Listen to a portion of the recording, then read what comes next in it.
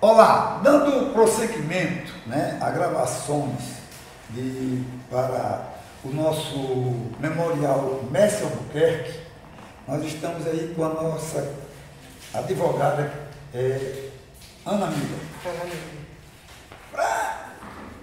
Quem é Ana Miller? O que você fez para chegar a esse ponto de defesa de presos políticos na época da ditadura militar?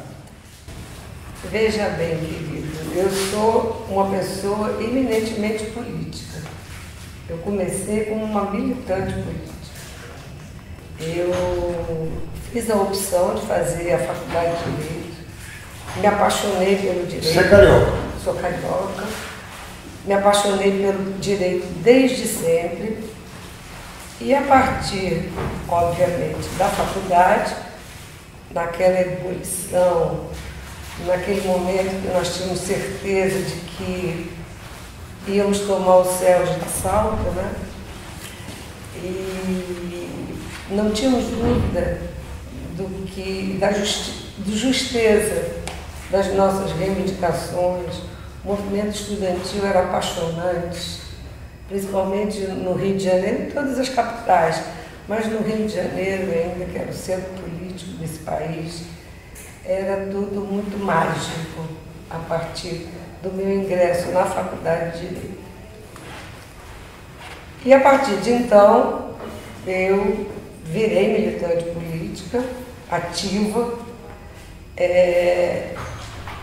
já após 64, então eu não acompanho esse período das primeiras prisões nos anos de 64. A gente tem notícias, mas era tudo muito vago. Você estava na resistência? Eu era uma militante da resistência, uma militante de esquerda, estudantil, entendeu? Mais tarde, um pouquinho, me filiei a uma organização de esquerda, que era o PCBR, onde eu militei, enfim, todo o tempo. E a partir de então, quando eu recebo a minha carteira de solicitadora, isso já nos anos 68. Solicitador é o estagiário de hoje, Aquela carteira tinha um valor imenso, porque, primeiro que era de couro, Já era um diferencial, Dava moral, Você tirava da bolsa aquela carteira azul de couro, E nós tínhamos dois momentos de avaliação. Um momento de avaliação que era através de audiências que você assistia, E um momento de avaliação que era pequenas intervenções que você já poderia fazer como uma auxiliar de direito. Naquela época, haviam muitas meninas já na faculdade de Direito, mas poucas seguiam carreira, porque era uma profissão extremamente machista. A ordem dos advogados era extremamente fechada, as mulheres principalmente. Tanto é que aqui no Rio de Janeiro nunca tivemos uma presidenta da Ordem dos Advogados do Brasil, do Rio de Janeiro. Já houve em outros estados, aqui no Rio de Janeiro não houve nunca. E o que ocorre? Eu começo aí, obviamente, por razões óbvias de interesse, inclusive político, as audiências militares. Naquela ocasião, meu companheiro estava preso, ele era militante político, era vice-presidente, Arthur Miller. Ele era vice-presidente do diretório, era preso muitas vezes, e isso me dava, eu tinha que, de alguma maneira, ajudar, porque eram muitos presos naquela época, E ajudar a pegar algum papel, ajudar na defesa. O advogado dele era o doutor Augusto Sequins de Moraes Lima, que tinha uma banca maravilhosa e era uma pessoa de saudosa lembrança. E com isso fomos tendo contato com o pessoal quer dizer, jovens advogados ou advogados de maior porte que advogavam na justiça militar em defesa de presos políticos, que tem essa sequência. Primeiro foi a justiça comum, depois a justiça militar, depois a Lei de Segurança Nacional. E o que ocorre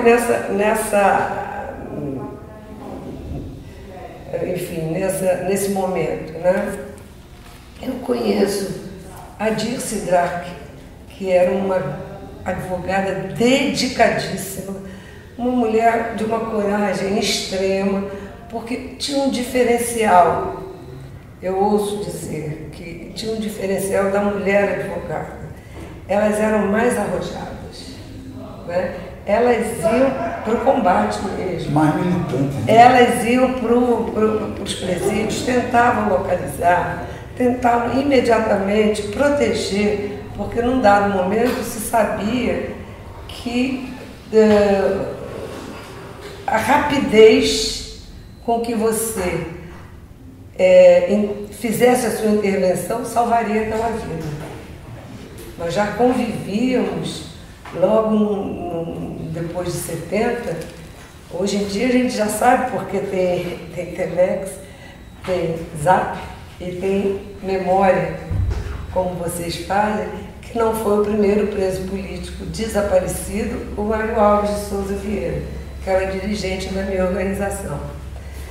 O primeiro foi o caso do sargento do Rio Grande do Sul. Mãos amarradas. Das mãos amarradas.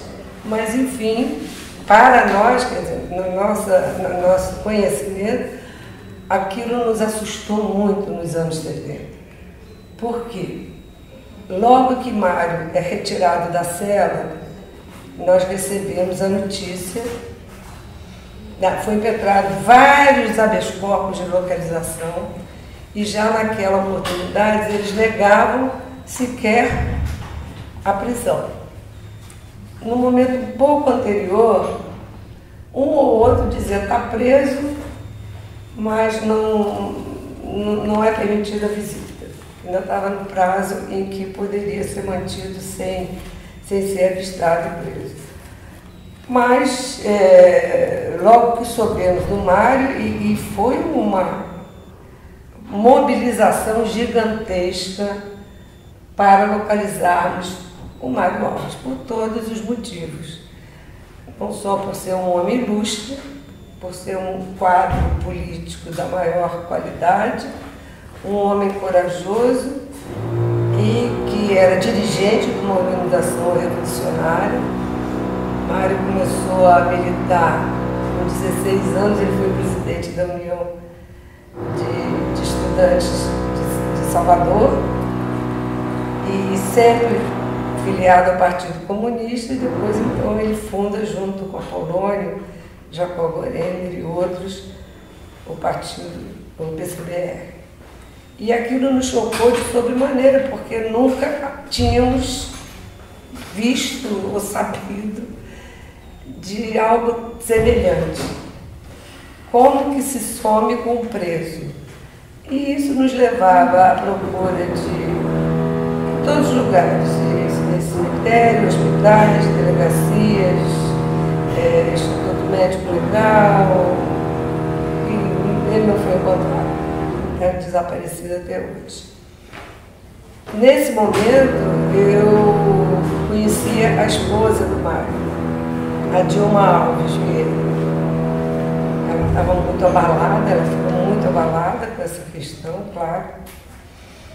E ela pediu, então, a mim, ao Arthur Miller, que já estava solto nessa ocasião, e posteriormente ao Raimundo Teixeira Mendes e Abigail Paranhos, que é uma colega minha de escritório, a quem eu rendo todas as homenagens a ela, militante do PCBR, ex-presa política, e fizemos um pacto de que, assim que fosse possível, nós íamos interpor uma ação contra a União Federal, visando que ela fosse condenada prisão ilegal, sequestro, prisão ilegal, cárcere privado, desaparecimento de Mário Alves Vieira de Souza. E esse pacto, nós aguardamos a Abigail sair da prisão, né? Ela saiu em novembro de 74, o Raimundo saiu um pouco antes. Raimundo foi testemunha ocular do suplício do Mário, porque no doicode, na cela onde ele ficava, a parede não ia até em cima, eles tinham um beliche. E eles ouviram a voz do Mário. E eles subiram e viram a cena da tortura, do pau de arara e o empalamento do Mário. No dia seguinte, ele ainda estava com vida. Outro advogado, Zé Carlos Brandão Monteiro, e um militante político, Manuel João da Silva, que também estava preso no doicode, retiraram o corpo. E ali os soldados levaram o Mário para a Terra do Nuno. Isso me fez, então, naquele momento que eu soube dessa arte... Desculpe, Ana, tem Antônio Carlos de Carvalho também. Antônio Carlos de Carvalho, Mas, enfim, esse pacto da ação, o Antônio Carlos, sim, ele prestou um depoimento primoroso, cumpriu o nosso pacto, mas os advogados, quer dizer, as testemunhas foram Antônio Carlos e o Raimundo, os dois que viram, e depois o Manuel João e Zé Carlos Brandão Monteiro. Isso nos impactou de sobremaneira. E ali nós firmamos assim, um compromisso inabalável de direitos humanos. Então nós íamos lutar em todas as trincheiras possíveis. Dentro da OAB, tentando um momento sermos admitidos como conselheiras da ordem. Porque até isso a gente teve que brigar lá dentro, né? As advogadas, mulheres, eram poucas. Aqui no Rio você destaca a Eni Raimundo Moreira, Dirce Dracha, Rosa Cardoso, que tinha até uma atuação mais tímida, mas era uma boa advogada, uma pessoa sensata. Mas os tribunos, as pessoas que defendiam os grandes julgamentos, eram feitos com homens, né? Era escolhido geralmente uma pessoa para abrir a defesa. Geralmente os julgamentos eram feitos de grupos. Era muito difícil ter julgamento individual, né? Mesmo do Prestes era de grupo, porque era do PCB, eram as cadernetas e tal. Então abria o julgamento. Era um tribuno, se sucediam os advogados e tinha a grande finalização. Mas esse dia a dia, essa coisa de auditoria, essa coisa de ir aos quartéis, essa peregrinação, esse correio de solicitações, aí isso era muito intenso entre as advogadas mulheres. Em 1970, 71, não sei, nos anos 70, a Tereza Vanderlei, de Recife, veio ao Rio para tentar um contato a mão de inércia e pedia que a gente encaminhasse a um bom escritório para defesa de processos lá do pessoal do Recife, né? Do Recife, do Nordeste, enfim, daquela região. Da quarta região. E eu não tenho ideia, Roberto, assim, nós devemos ter encaminhado alguns desses grandes escritórios, porque havia uma combinação entre a militância política nossa, né, em defesa, era uma defesa mais diária, mais próxima ao preso, até pela integridade física mesmo deles, do que, e também, quer dizer, por exemplo, o doutor Tércio falou, nós íamos lá distribuir o memorial, esse trabalho de pesquisa, de fazer o memorial. Memorial o que é? É um histórico do que se passou, da defesa e tal. Você vai a cada julgador... Eu chamo arrazoado. Não é o arrazoado, é o memorial. É um resumo. Mostrando o quê? Porque os cabras são muito preguiçosos. Ali estava, né, todo dia, direitinho. Foi assim, assado, tá, mas não é assim. ele está Histórico. acusado, aquele histórico, então é o memorial da defesa, né? Então, ia lá e tal. Isso nós auxiliávamos, né? Então, na verdade, aonde eu começo mesmo militar em direitos humanos, em defesa de presos, em defesa de familiares de desaparecidos políticos, é através dos anos 70. Né? Nós iniciamos fazendo uma série de pequenos processos para prevenir o direito daquelas famílias. Porque o direito é a famigerada prescrição, que ela corre contra nós, né? Então nós tínhamos que estar ali atentos, procurando sempre alimentar o direito daquela pessoa. Uma morte súbita de tudinho, né? De tudo. Aí está prescrito. Então o direito pessoal, naquela época, era vintenário, agora é de 10 anos.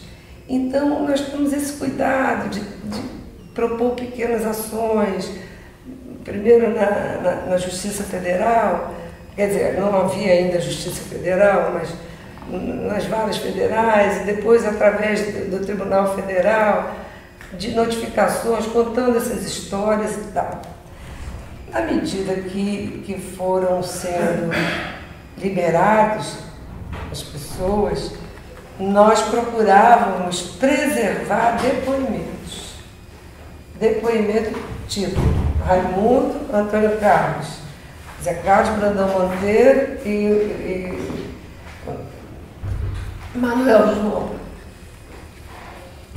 O que nós fazíamos?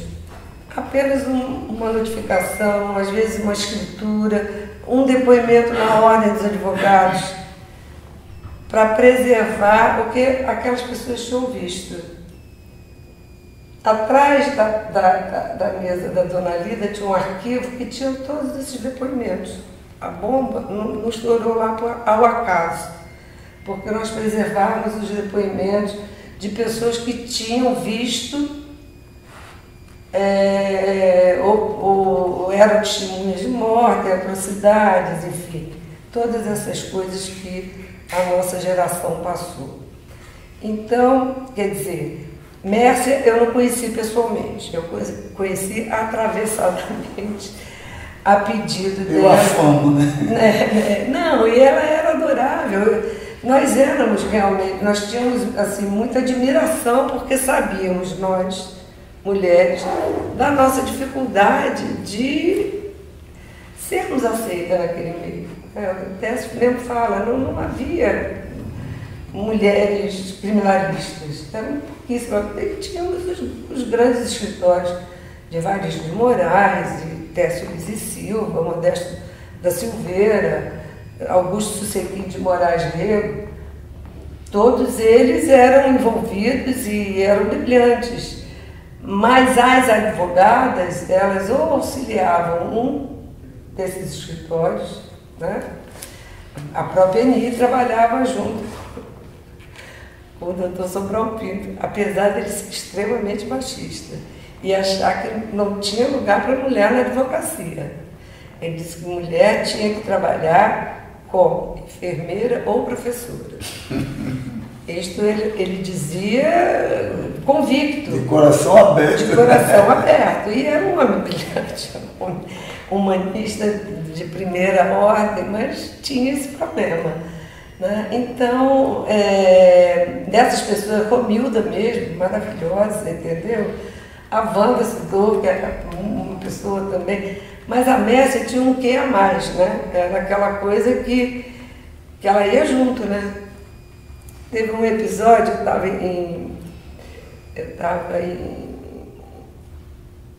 no Recife, e Carlos Alberto e Rolim foram separados, eles estavam no castigo, né?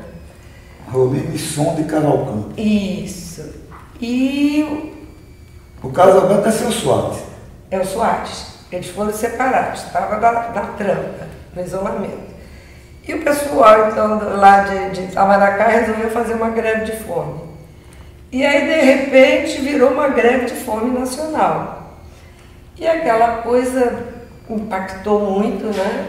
Porque aqui no Sudeste já tinham alcançado uma condição menos cruel nos presídios. Lá no Nordeste ainda era uma tranca bem rigorosa e se articulou um grande movimento em defesa de que eles voltassem para o convívio, porque em Itamaracá, aquele isolamento, eles estavam enlouquecendo, né? E nessa ocasião, um saudoso colega também nos auxiliou em Brasília, o Cine Maria Seixas, e conseguimos então, através dele, que fosse julgado então um pedido, acho que Mércia, para que eles voltassem ao convívio, e foi deferido. Só que a coisa era tão ruim lá no Recife que só iam dar essa notícia na próxima visita. E Itamaracá tinha só uma visita, acho que por mês. E aquela confusão, vão morrer de fome, aquilo tudo. Até o Dom Helder se envolveu nessa questão, tal, tudo bem. E aí precisava avisar ao pessoal que tinham ganho a greve de fome. E eles tinham que voltar para o convívio. Nessa ocasião, ela estava fazendo um trabalho qualquer, ou tinha um julgamento, e fui eu, Rosane e Tereza Dantas, que era mulher do Xanha, a Itamaracá para avisar, entendeu? Que a greve de fome foi vitoriosa e que eles podiam voltar para o convívio. Alberto Vinícius, né? Alberto Vinícius, a esposa dele. Aí fomos e tal, e eles não me conheciam, pedi para falar com o Marcelo, né? Que era o presidente. Marcelo Mário de Mello. E Chico Assis. E eles não entendiam nada, diziam que era um recurso no Brasil, e tinham dois militares com baioneta, mas eu achei que eles estavam até meio dormindo. Eu dizia, eu preciso falar. E sou advogada, estou vendo aqui o recurso. Aí o Assis dizia, eu não fiz recurso nenhum, não tenho nenhuma advogada no Rio de Janeiro. Digo, tem sim, está aqui a sua procuração. Eu preciso dizer uma coisa. Aí eu fiz assim, ele disse, não, esse cara está dormindo. Eu disse, vocês ganharam a greve de fome. Ah, foi uma maravilha. Foi uma maravilha. Acho que foi um dos grandes momentos da minha vida. Se é que eu tivesse algum momento assim para lembrar, simbólico, foi esse. Então, como o direito, como a advocacia permite isso? Que é tão pouco, né? Precisa ter coragem, né? Determinação e chegar e falar. É uma palavra meio complicada, tirocínio. É verdade. Então, a partir daí, logo depois da anistia, em 79, a Dilma nos cobrou, né? Mulher de Mário, viúva. Nós fizemos a ação do Mário Alves, que foi a primeira ação a nível nacional que foi vitoriosa. A União foi condenada por esse crime bárbaro, né? Uma jovem juíza, ironia também, né? Da história, da primeira vara federal, a doutora Tânia de Melo Bastos Raine, que deu a sentença confirmada em todas as instâncias. Depois disso, eu advoguei para a família de Rui Frazão Soares, né, que é desaparecido político do Recife. Nessa ocasião, fizemos uma parceria com o Marcelo Santa Cruz. Também tivemos, enfim, a ação foi vitoriosa, o Estado, a União foi declarada culpada. E assim foi. Fala um pouquinho de Marcelo Santa Cruz, que ele morava aqui, né? Marcelo morava aqui. Marcelo morava aqui quando Fernando desapareceu, né? Marcelo morava aqui, Fernando morou, mas depois foi para São Paulo. Ele trabalhava numa empresa de uma coisa estatal em São Paulo. Mas veio passar o carnaval aqui no Rio, Fernando, e foi encontrar com Eduardo Collier, filho. E eles desapareceram nessa ocasião. Marcelo advogava para uma empresa do Recife, de Pernambuco, acho que ligada a Sambra. Pode ser. Negócio ligado a óleo de algodão. Isso. Zé Eudes também, que estava aqui no Rio, o cunhado dele. Nós gravamos 3 horas com o Marcelo, viu? Ah, é? Imagina, ele fala pra caramba. E foi só a metade. Ele fala muito. Mas tem história para contar. Nossa, o Marcelo é um querido, né? E assim, ele, quer dizer, não só ele, né? Acho que a família inteira, Santa Cruz, né? Dona Elzita. Maravilhosa, é discípulo. E o pai também era maravilhoso. Era jeito do Marcelo. Ficava numa cadeira de palha, numa varanda lá de Olinda.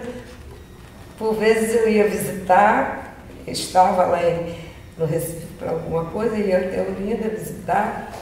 E ele não admitia sair daquela casa porque ele sabia que o Fernando ia voltar. Então ele ficava lá na varanda. É muito interessante isso. Simbólico. E o amor da família e o choque que foi, a prisão da Rosalina foi violentíssima. Por acaso ela foi presa no prédio que eu morava. E eu não a conhecia. E, enfim, era incompreensível que uma pessoa que fosse um funcionário legal, né? Era um funcionário do estado de São Paulo, veio passar aqui o carnaval e tivesse sido sequestrado, nunca mais apareceu nem ele, nem um amigo. Isso foi uma punha, né, enfiada no coração de cada ser daquela Tinha uma lógica nacional isso tudo. Sim, mas aquela família era uma família assim, muito brava, e todos eles são muito bravos, muito ligados a direitos humanos, a Dom Helder, né? Porque Marcelo sempre trabalhou ligado a Dom Helder, o SENDEC, ele funda, né, o SENDEC. Então, aquilo era incompreensível, e como é para qualquer família, né? Essa questão do desaparecimento, é de uma crueldade, é um crime contínuo, né? A cada dia ele se renova, porque você não tem o corpo, você não sabe. E a maldade que era feita em torno disso. Porque nós, como militantes de direitos humanos, não sei se vocês já tiveram a oportunidade de ler o livro K, do Bernardo Kucinski. É um livro que mais ou menos traduz o que é ditadura, o que essas pessoas, a crueldade dessas pessoas com os familiares, que vai além da morte. Vai além. Parece as coisas do manual da Inquisição, né? Não, e não é só isso. Por exemplo, tinha uma senhora que trabalhou, que frequentou muito o Comitê Brasileiro pela Anistia. Eu fui fundadora, junto com o Marcelo, junto com a Abigail Paranhos, com Ira Maia, com o Eni Raimundo Moreira, do Comitê Brasileiro. Ira Maia Benjamin. Do Comitê Brasileiro pela Anistia. E as famílias foram ao comitê, porque as famílias queriam notícias dos seus filhos que não localizavam em prisões, não se localizavam em lugar nenhum, e queriam saber se alguém tinha contato, etc. e tal. E tinha uma senhora muito interessante, Dona Sirene Barroso. Ela era mãe da Jana Barroso. Essa moça desapareceu na última investida do Exército na região do Araguaia.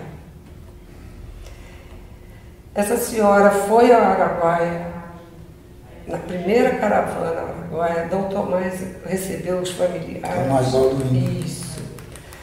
Ela teve contato com pessoas lá, todos tiveram contato com as pessoas, moradores lá, soube com detalhes da morte da filha.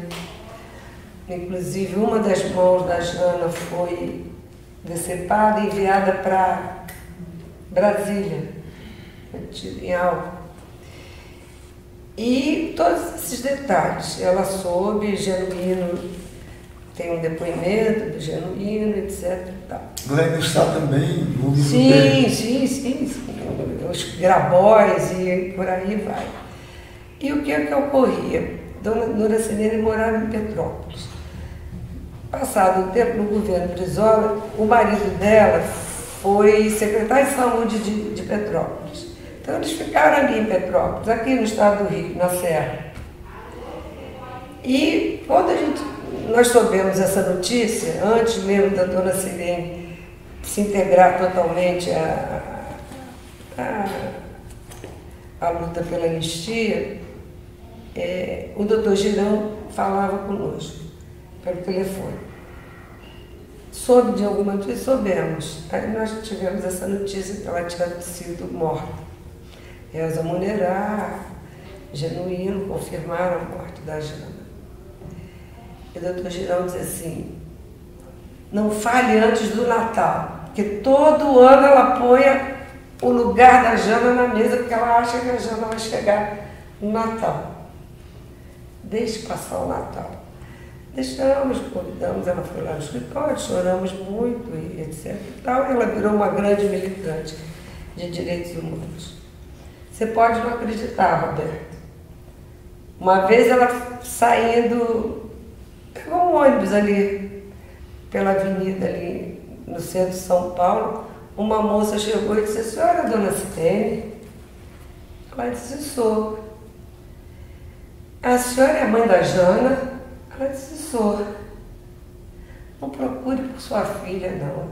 Ela está muito bem, ela não pode, a senhora não pode ficar procurando, porque a senhora está dificultando a vida dela. As pessoas, a repressão mandava cartão postal. É muita ruindade, né? Isso é de uma maldade que não tem limite. Isso não tem limite num ser humano. Quer dizer, então, você lutar, você desvendar, você trazer essa memória, Roberto, eu queria saudar vocês por isso, é muito importante.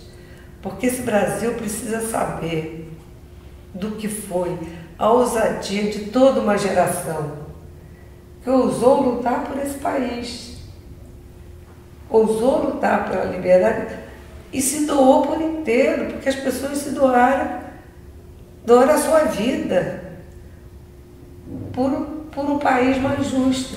Isso é de uma beleza que as novas gerações precisam saber disso. E é nesse contexto que a gente tem que valorizar cada pessoa, né? Valorizar cada luta, trazer para o nosso cotidiano essas questões, porque não é querer, você não querer ficar olhando pelo retrovisor. A gente tem que dar passos concretos, a gente tem que saber o chão que a gente pisa. E para saber disso, a gente tem que olhar para trás, sim, para saber como é que foi construído isso aqui. Hoje a gente tem uma centena de juízas que não tem noção da história do Brasil, que não tem 30 anos de idade, que não tem uma bagagem para julgar ninguém. Temos pessoas jovens brilhantes, mas são poucas. Nós temos uma formação de juiz lamentável. Desde a nossa época, que eu fui conselheira da ordem, nos anos 70, eu fui eleita pelo voto de teto, numa chapa eclética, que naquela época existia. Você votava em nome, por 2 mandatos. Fundamos a Comissão de Direitos Humanos da Ordem dos Advogados do Brasil, na madrugada de 28 para 29 de agosto de 1980, quando estourou a bomba da Dona Rita. Técio estava lá, Nilo Batista estava lá. Nós isolamos o local, para que não fosse manipulado nada. Uma senhora dedicadíssima, não tinha nada a ver com política, mas era de uma... Ele dizia, senhora distinta, né? Uma distinção. Ela abriu uma carta, foi isso que ela fez na vida. E era querida por todos, não é porque morreu, não, porque era uma pessoa distinta. recebia qualquer pessoa com a mesma distinção. E nós fundamos essa Comissão de Direitos Humanos, brigamos pela Comissão de Direitos Humanos, né? Dentro da Comissão de Direitos Humanos, nós brigamos pela formação das polícias no Rio de Janeiro. Nós tínhamos um governo Brizola. E o que a gente vê hoje no Rio de Janeiro são milicianos massacrando crianças. Não estou dizendo Gaza, não, estou dizendo favela da Maré. As pessoas entram atirando e matam crianças na favela da Maré. Então é preciso dizer que naquela mesma favela da Maré moraram revolucionários que estavam ali compartilhando da vida daquelas pessoas para poder construir um mundo melhor. Que ali não é lugar só de bandido. É lugar de pessoas simples, mas que trabalham, que têm a sua vida, que contribuem aqui com a nossa cidade. Então isso é a razão da minha vida, Roberto. Eu não sou uma advogada notável, eu sou uma militante teimosa. E que acredito trabalho de formiguinha que nunca aparece, né? E que acredito que nós vamos transformar esse mundo. Eu tenho muita esperança. Eu vejo assim, meus netos são ótimos, são pessoas que gostam.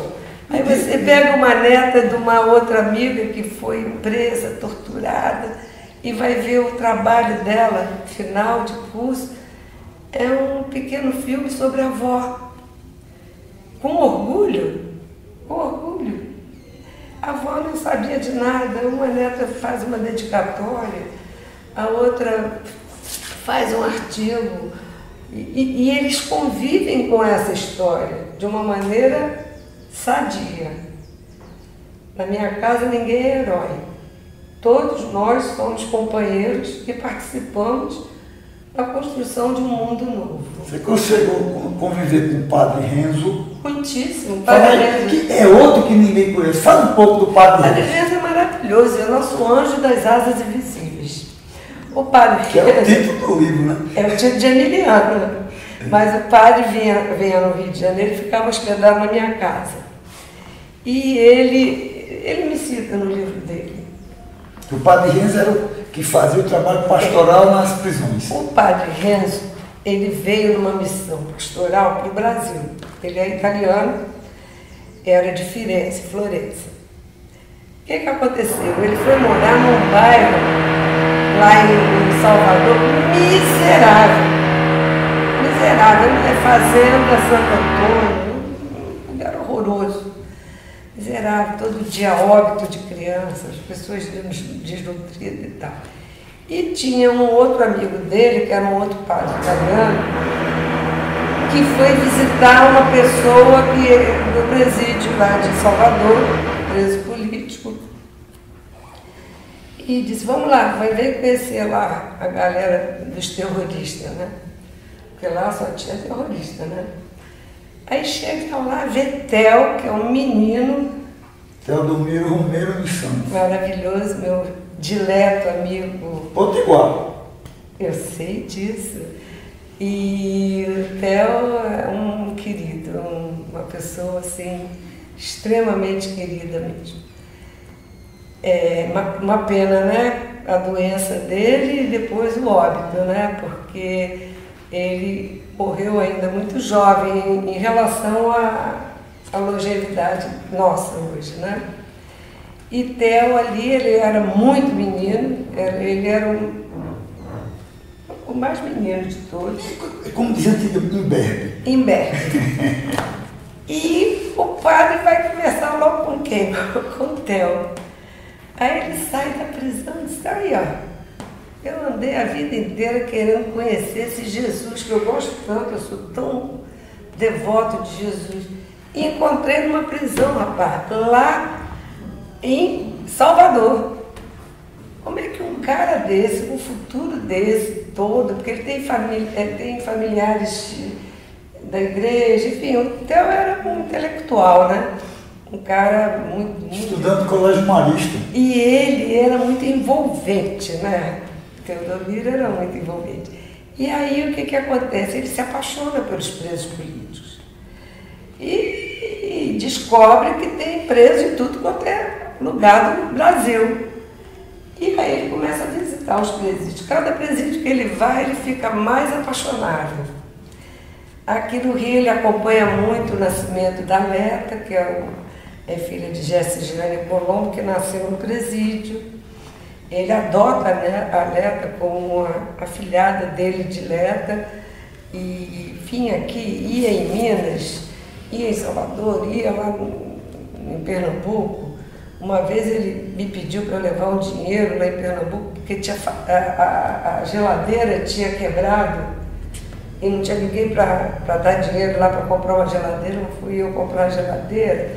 Ele via os detalhes, né? O Renzo, ele, pela articulação dele, dentro da própria igreja, ele consegue passar não só denúncias das torturas, como começa a passar as poesias de preso político. O primeiro livro do Pedro Terra, ele é lançado em Roma, né? E ele começa a catar poemas de crianças. Então tem uma coisa linda que a Janaína escreve, filha da Melinha Teles e do Edson, sobre os pais. Então ela tinha 6 anos de idade, isso roda o mundo. E naquele momento, né, isso envolvia muito e ele conseguiu coletar para o Brasil uma grande solidariedade. Que aí ele começa também a visitar os exilados, os banidos. Ele era realmente uma pessoa, não só ele, eu também, eu acho que no Brasil inteiro, que adorava Apolônio de Carvalho. Era uma pessoa que ele fazia questão absoluta de, quando viesse aqui vê-lo, estar ao lado dele, ouvir as histórias. Então, era uma pessoa adorável, o Renzo. Ajudou muita gente, muita gente.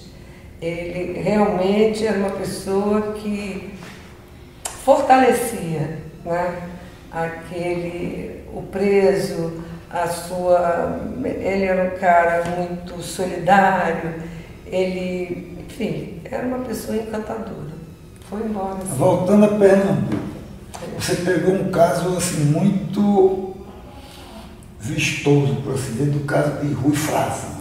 Fala um pouquinho aí para as pessoas terem uma noção de uma atuação, de uma questão concreta dessa região onde mora uma dessas advogadas, que também tiveram outras ajudando, né? Porque quando fala de Messia, Messia acaba virando um símbolo, mas tem outros advogados do próprio Estado, e tem outros e outras no Brasil inteiro, né? Certo. Então fala um pouco aí do caso Rui Frazão.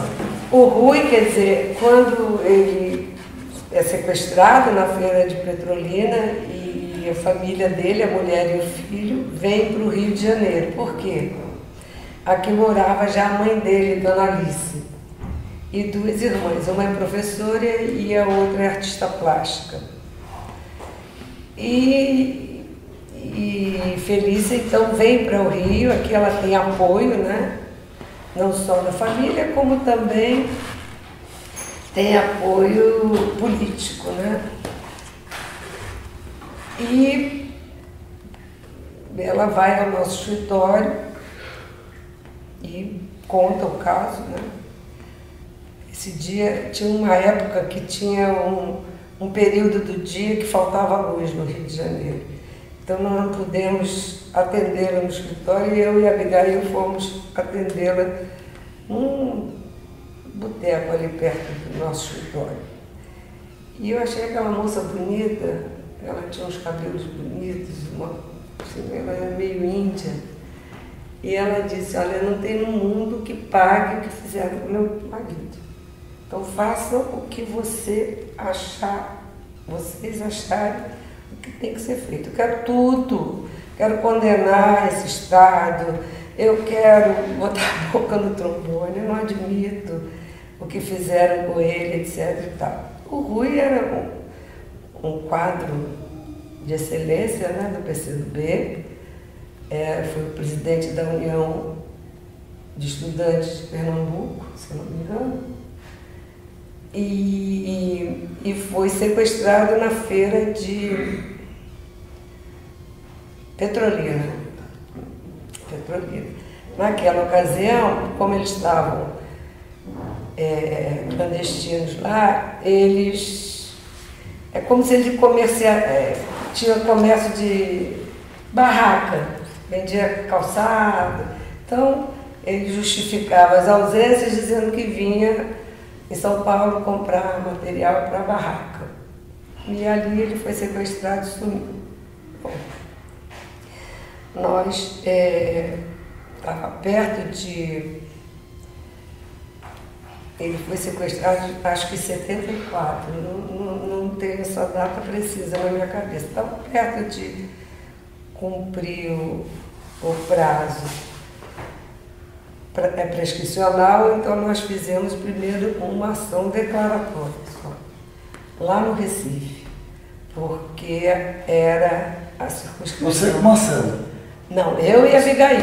Certo. Eu e a Abigail. A Abigail ainda estava viva nessa ocasião. Marcelo ainda morava aqui, eu não morava lá. Entendi. E aí fizemos acompanhamos, nos revisamos.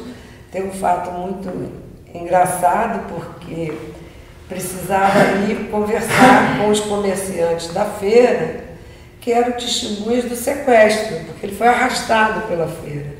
E ele grita: fala com a Felícia, avisa que estão me levando. Então esse é o último contato dele. E esses comerciantes, todo ano, isso era muito comum nas testemunhas, eles mandavam cartas para a Felícia dizendo: olha, meu compromisso com a senhora é eterno, saudades daqui de Petrolina, não sei o que, não sei o que lá. E aí nós precisávamos de ter uma declaração dessas pessoas confirmando isso e autorizando que incluísse o nome deles como testemunha no processo. Aí eu vou ao Recife e o Luciano Siqueira e o Adail é o que é de Goiás. é o que mora lá. Como o nome é?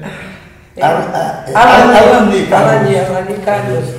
Disseram: é melhor você ir de ônibus, porque o avião para não sei aonde, para em João Afonso, você vai chegar lá depois da feira. Eu sei que eu cheguei perto da feira, desmontar, fui nas barracas, disse: eu sou advogada do Rio de Janeiro, sou amiga da filhinha. Filhinha era o apelido da Felícia. E o senhor falou que, enfim, ia ser testemunha. Eu? Não, de jeito nenhum. Eu digo: não, essa carta não é sua. Não sei quem é essa pessoa. Fui em outro. Eu digo: gente, o que eu estou fazendo aqui? Eu sou maluca. Nessa ocasião eu era da Comissão de Direitos Humanos da OAB. Aí o que eu fiz? Dom José Rodrigues, em Juazeiro, socorro, porque vão me sequestrar igualzinho o Rui Frazão. Confesso que eu estava absolutamente apavorada. Eu cheguei, eu suava bicas. Aí ele: filha, venha merendar, fique calma. Merende, fique calma. Botou um bolo, eu adoro bolo. Bolo, um suco e tal. Aí eu expliquei que eu era da Comissão de Direitos Humanos, advogada de Felícia e tal. Mostrei as cartas todas, está ótimo. Fique calma, nós vamos conversar com as pessoas. Aí saímos com a Kombi da Diocese, na casa das mesmas pessoas que eu tinha visto na feira. Aí chegava lá: ô, José Maria, tudo bem? Tudo bem? Aqui, advogada de filhinha. Tem aqui a testemunha de vocês. Claro que nós vamos testemunhar. Mudou o jogo. Porque, claro, chega uma pessoa do Sul Maravilha, que eles nunca viram, dizendo, eles achavam que era a polícia, óbvio. Se arrastaram um e arrastaram também. Ai, vou me arrastar também. E foi uma maravilha, eles cumpriram todo o compromisso. Quantas pessoas você chegou a ouvir? Lá, 3 pessoas, e na verdade, aquele primeiro juiz, ele arrolou um dos torturadores, que é a Alani Que tá no nominou. livro. Que tá no livro aqui. A Alani nominou. E o cara ficou muito embaraçado, e nesse momento desse depoimento, foi a Abigail que foi nesse dia. O PCdoB fez uma manifestação ali no centro, perto da auditoria, perto da Justiça Federal, que era bem ali perto do ponto zero. E foi É um prédio meio esquisito. E aí, menino, foi uma beleza mesmo, né? Essa tomada de depoimentos foi um momento muito interessante, né? Quando esse cidadão chegava lá e negava tudo, e eles iam. Foi muito enfático. Marcelo já estava no Recife. Marcelo Santa Cruz já foi acompanhando a Abigail. Depois disso, a Abigail faleceu. E aí, então, nós conversamos, né, com a família, e a Felícia mesmo me pediu que o advogado que acompanhasse lá fosse Marcelo. Né? Porque aí eu não precisava estar indo toda hora lá, já estava muito Regionalizou a coisa. Regionalizou a coisa. E tivemos uma das mais lindas sentenças. Porque a sentença do Roberto Vanderlei não é só uma sentença que não deixou nada para contar a história. Foi perfeita, né? Fez toda a abordagem possível. Mas é uma sentença bonita, porque ele cita Simone de Beauvoir, ele cita a questão do amor, como é que se rompe um amor desse. Ele era muito envolvido com a dona Alice, que era uma pessoa muito forte, ela era magrinha, a mãe do Rui Frazão, era o único filho homem, isso para o nordestino. É danado, o resto era tudo mulher. E ela falava com ele, como é que puderam fazer isso com meu filho? E ele ficou muito impactado com aquela mãe, porque ela não se desesperava. Do lar, né? Do lar, mas ela não se desesperava, mas ela era enfática, ela era forte, como a Dona Zita. O poema que a Dona Zita faz no dia da entrega do livrão, no livrão de direitos humanos, Dona Elzita, ela, quando o ministro entrega aquele primeiro livrão de mortos desaparecidos, porque a Clara Scharf é também muito idosa, mas a Elzita, como professora e poetisa, ela tem uma desenvoltura, né? Ela fala um poema que é de uma beleza. Né? O Lula chorava que nem uma criança, né? Porque ele que entrega o livrão, o primeiro livrão, né? Com a relação de mortos desaparecidos. Então, são mulheres que tocam pela palavra e pelo amor mesmo, né? Porque elas se agigantam, né? Sem alterar a voz, é só a dor delas mesmo. Né? Pode ter 10 filhos, como tinha a Dona Elzita. Mas não tinha o Fernando. O Fernando não estava ali. É uma coisa muito incrível isso. Qual outro caso que você pode colocar assim como bem emblemático e didático dessa tua trajetória? São vários casos. Por exemplo, né? O desaparecido político, ele desapareceu, né? Então, por exemplo, o filho do Rui Frazão, ele ganhou uma Olimpíada na escola. E era uma viagem, acho que era Disney, uma coisa assim, eu não sei se era Disney, se era Argentina, então tinha que ter um passaporte. Criança, tem que ter autorização do pai e da mãe. Cadê o pai? Sumiu. Então, na lei de anistia tem a declaração de ausência, que foi inclusive muito combatida pelos familiares desaparecidos. mas que serviu para suprir essas dificuldades. Lacuna, né? O que a gente fazia? Eles queriam que se fizesse nos moldes da lei regular, mas nós fazíamos o quê?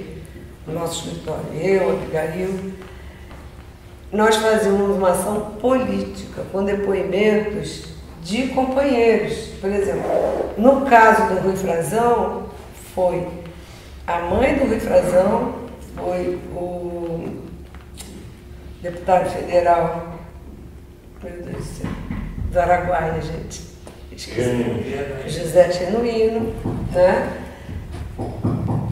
Ex-presos que denunciavam para o juiz singular, aquele juiz civil que nunca soube que era desaparecido político, que aquela pessoa desaparecida foi torturada, presa, morta e ela desaparecida. Ele tinha que declarar, porque já estava há mais de 5 anos de desaparecido.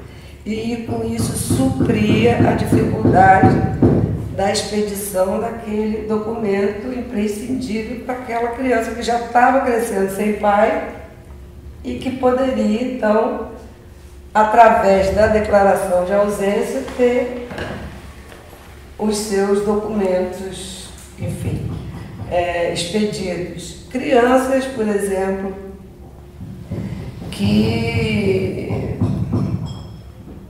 mulheres que casaram depois, tiveram filhos e que não podiam registrar seus filhos, porque eram casadas ainda. São os desdobramentos. Os desaparecidos. E bigamia da prisão. Não sei se dá para homem, mas para mulher dá. Então, o que acontecia? Através dessa declaração, se rompia o vínculo matrimonial e podia registrar aquela criança. Né? A própria Dilma Alves, mulher do Mário Alves, ela teve um acidente doméstico e ela caiu e necrosou a mão dela no fogão. E ela precisava amputar alguns dedos e queriam autorização do marido. Foi um escândalo no hospital, porque o marido era desaparecido político. Então são situações cotidianas que você tinha que buscar na lei, ou em qualquer espaço, ou numa jurisprudência, ou numa sensibilidade de juiz, uma resposta para aquilo. Hoje em dia chamam isso de justiça de transição, mas é esse conjunto de pesquisas, de brechas que você vai... Isso é quase uma continuação da estrutura, né? Peraí, Como? É quase uma continuação da estrutura. Claro. só um pouquinho para dar a continuidade. Porque aqui é quase que uma relação, né? Quando tem um negócio assim, é depois. Uhum. Eu queria... Então, antes dessa ideia, eu gostaria que você colocasse algumas questões que você acha pertinente. Assim, alguma lembrança, algum aspecto, que eu vou fazer para você 2 perguntas. Voltar à Mércia e depois o que é que isso ficou em você. Mas antes disso, eu gostaria alguma coisa que eu possa ter não perguntado que você gostaria de dizer. Sim. Esse ano que passou, em 2023, até fui surpreendida, porque eu sou uma pessoa muito simples e eu pratico o meu exercício profissional com muito amor e com muito entusiasmo, porque eu acho que o entusiasmo ajuda a gente, né, a ter um resultado positivo. Eu fui surpreendida que me ligaram e diziam que eu ia ganhar uma medalha da OAB. E como eu sempre fui muito... Medalha de Milico, né?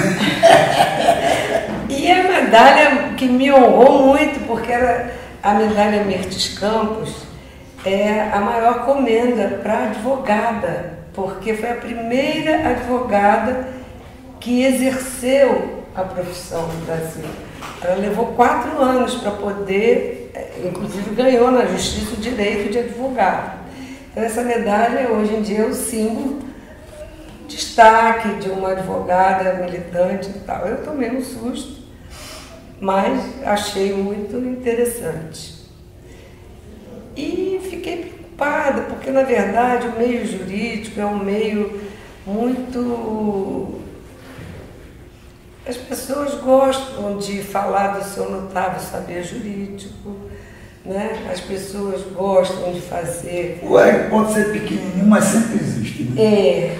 Aí eu digo, o que eu vou falar? Porque geralmente as pessoas fazem citação, tem até gente que fala em latim. Eu nunca fiz citação em latim. Tem dicionário de citações para Não, advogado. uma maravilha. Eu colocava Paulinho da Viola, Cartola, muito bonito. Tem coisas lindas, né? Esses cancioneiros populares e tal. Aí fiz um discurso singelo. Nessa ocasião, falei das advogadas, da Eni, da Dirce, da luta que era da nossa profissão, o reconhecimento, né, da dificuldade na ordem dos advogados, que era uma ordem muito, muito, muito voltada ao advogado mesmo, homem, bem estabelecido, né? E Esse notório saber é uma coisa forte. é meio assim, o e imortal. não preciso dizer que eu o tenho imortal meu que não é notário. imorrível, né? Eu tenho meu notário saber, mas ninguém precisa, não precisa alardear isso. E foi uma construção de um discurso muito interessante. Não citei a Messi, lamentavelmente deveria ter citado, como pessoas corajosas que fizeram da trincheira da advocacia um ato de coragem na defesa do cidadão, né? Na sua integridade, seu humanismo e tal. E eu dediquei aquela medalha a todas as pessoas que me confiaram as suas intimidades, as suas dores, as suas aflições e que me possibilitaram, de alguma forma, trabalhar isso no sentido de proporcionar uma felicidade para aquela pessoa, uma missão cumprida. Então você pode ser uma coisa mais simples do mundo, um mero despejo, que para mim é mais um processo para fazer, mas para aquela pessoa tem uma importância vital, que é um local de moradia, que não é só uma mera casa, é toda a relação com aquele lugar. Então você ter uma visão humanista do direito, você ter essa capacidade de se doar para aquela pessoa que tem a capacidade de chegar até você e dizer assim, essa é a minha história, trabalha isso, por favor. Eu tive uma pessoa, só para encerrar, uma cliente, que ela passou um ano indo no meu escritório, porque as companheiras diziam, procura a Ana e faz o processo contra o Estado. Depois eu fiz um processo pela Comissão de Anistia, porque a sua história é emblemática. Ela ia lá com o envelope, aí chegava e dizia, me espera para vir aqui, mas eu não tenho coragem, eu quero nem que você veja esse papel. Porque ela tinha uma dificuldade muito grande com a prisão dela. Você está dando trela para duas ali que mexem com isso, né? Isso. Então, depois de um ano, ela disse, agora eu vou fazer. Eu disse, tá bom, vamos fazer. Fizemos todo o histórico dessa pessoa. Eu sabia muito porque ela foi presa política junto com a Abigail, que era minha colega de escritório. A Biga já não estava mais viva e com outras companheiras. Essa moça sofreu muito, foi hospitalizada no hospital militar. Em decorrência da tortura, ela tentou o suicídio várias vezes. E ela era uma pessoa muito complicada com a vida. Bom, tivemos o julgamento dela, ela foi anistiada, o governo brasileiro pediu desculpas, ela foi visto que ela trabalhava, começou a receber uma indenização. Esta moça está totalmente integrada dentro da família, dentro do lar, dentro ela virou outra pessoa, entendeu? Então, isso não tem prazer maior no mundo. Você ter essa possibilidade, eu não fiz nada mais do que ajudar. E nós duas construímos juntas essa história, que fica para sempre, porque você recompõe, né, aquela pessoa. Você traz para a vida dela o que tentaram tirar. E por um determinado tempo, foi tirado mesmo. Isso não tem preço. Agora voltando àquelas duas outras. E Messi? Messi é o símbolo disso tudo. Quer dizer, como tem Messi, né? Como tem a Eni ainda tinha um defeito físico. Né? Ela tinha um defeito físico. Ela tem um ano que ela vai passar o Natal no presídio. Aquela carta de Frei Beto é linda, né? Lindíssima. Diga mais ou menos como foi aquela coisa, que é uma coisa bonita, né? Pois é, mas é próprio dela. Ela é uma pessoa assim. Ela desce e vai abraçar e beijar cada um deles, Claro. E Frei Beto no meio. É verdade, eles estavam lá. Eles todos lá presos no interior lá de São Paulo. Então isso daí é de um valor inestimável, quer dizer, são exemplos de bravura e de possibilidade, né? Porque o que é que se procura no direito? É que uma pessoa chamada advogado reponha um direito que tiraram o seu.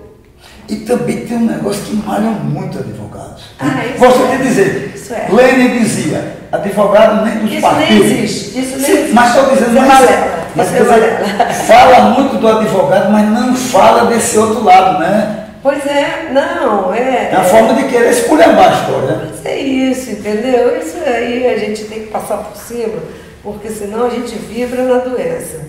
Eu acho que eu tenho que vibrar na esperança. Tenho na certeza que a gente está fazendo certo e reconstruindo isso daí. Pois não. Então, entre 64 e aproximadamente 70, talvez 69, os crimes que a ditadura cometeu praticamente não haviam. As vítimas não tinham defesa. Foram, inclusive, vários se tornaram anônimos. Mas eu vou lhe perguntar uma coisa, saber se você sabia. O Rui Frazão, ele era do Maranhão. Sim. Ele foi fazer engenharia em Pernambuco. E em 1965 a ditadura resolveu transferir as universidades para os campos cidades universitárias. E houve em Pernambuco um grande movimento, e o Rui Frazão era uma das lideranças da Escola de Engenharia, contrário à transferência da Escola de Engenharia para a cidade universitária.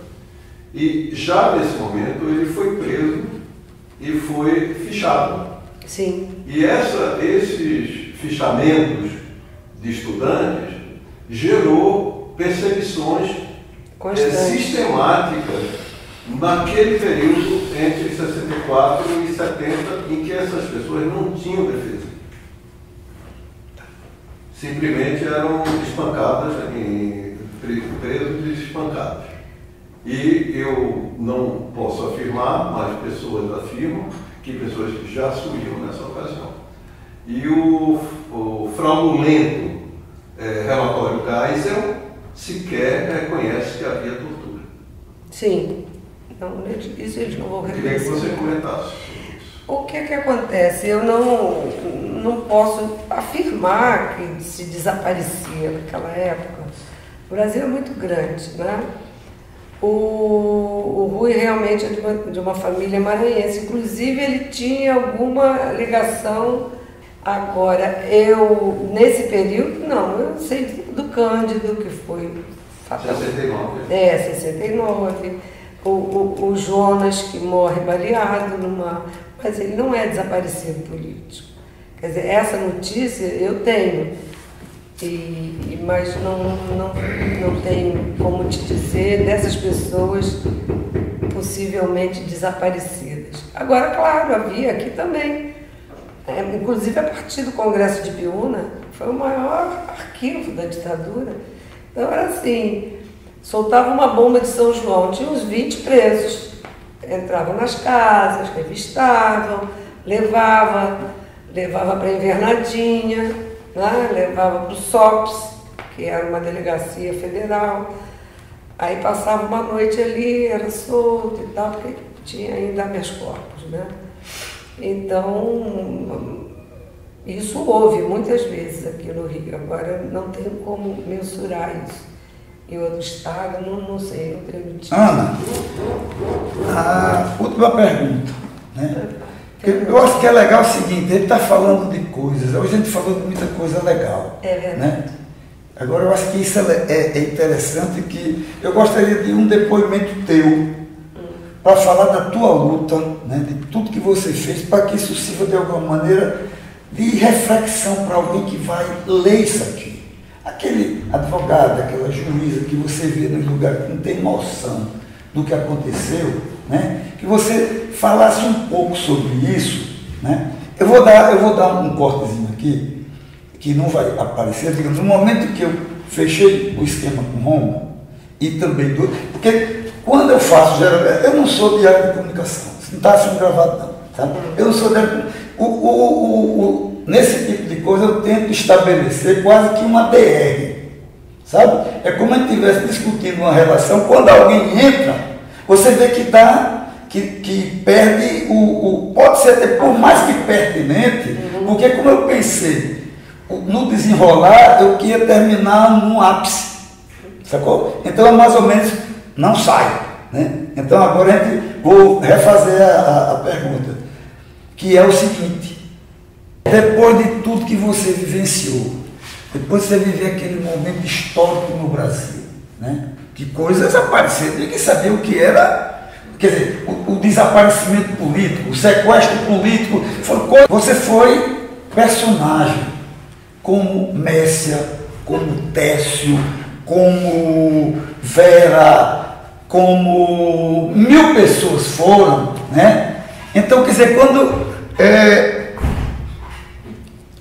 quer dizer, essa questão da memória, do esquecimento, como utilizar isso como uma arma, não só de resistência, mas de avanço, sacou? Então eu queria que você falasse aí, do jeito que você quiser, sobre tudo isso e o que esse tipo de conversa ajudar na reflexão daqueles que de alguma maneira vão entrar numa sintonia mais fina para a gente reconstruir essa questão do humanismo num país que a gente tem capitão do mato, tem todo tipo de coisa ruim. Bom, eu acho o seguinte, né? Eu vou falar pela minha geração, né? A força da nossa geração estava exatamente porque nós acreditávamos que podíamos tomar o céu de assalto. O que é isso? É criar um novo país, uma sociedade mais justa, menos desigual. Nós lutávamos por isso e acreditávamos nisso, não é? Não podemos negar que houve avanço, né? Então, o que eu acho, vou falar por mim, o mais importante na vida é você ter certeza do que você quer. Você tendo certeza do que você quer, vá adiante, porque a vitória vem. Ela pode demorar, mas ela vem. E o que eu quero te dizer, Roberto, assim, do fundo do meu coração, eu quero te agradecer. O Nordeste está dando um exemplo ao Sudeste, a esse país, do quanto é importante trabalhar essa memória. Essa memória precisa ser trabalhada diariamente. Aqui, lamentavelmente, nós estamos engatinhando nessa questão da memória. Nós temos um material riquíssimo, nós temos pessoas com histórias magníficas. A gente precisa fazer dessas histórias um cotidiano para que as pessoas, não é para protagonizar essa ou aquela figura, é para fortalecer, para que as pessoas percebam que o importante disso tudo é você acreditar que é possível, em primeiro lugar, você construir um outro mundo menos desigual e que você tenha realmente alegria de poder olhar no olho do seu companheiro e dizer muito obrigado. Foi muito importante você estar aqui tomando esse depoimento, por mais que seja pequena a contribuição que possa se dar, mas isso é um tijolinho que vai construir algo muito melhor para nós todos. E aposte na sensibilidade das mulheres, porque elas vão construir um mundo novo, viu? A mãe não manda o filho para a guerra, o pai manda. Então, a sensibilidade da mulher vai construir um mundo melhor. Muito obrigada. Obrigado.